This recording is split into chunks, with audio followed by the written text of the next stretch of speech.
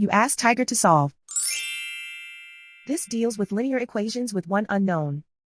The final result is x equals 157. Let's solve it step by step. Simplify the expression. Expand the parentheses.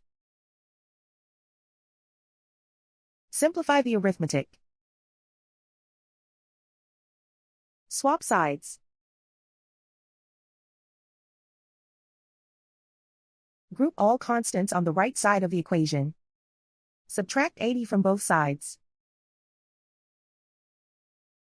Simplify the arithmetic.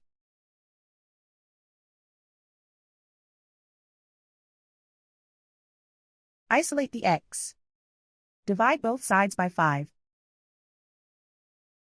Simplify the fraction.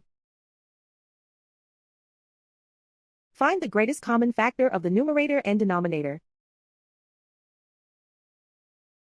Factor out and cancel the greatest common factor. And so the final result is x equals 157.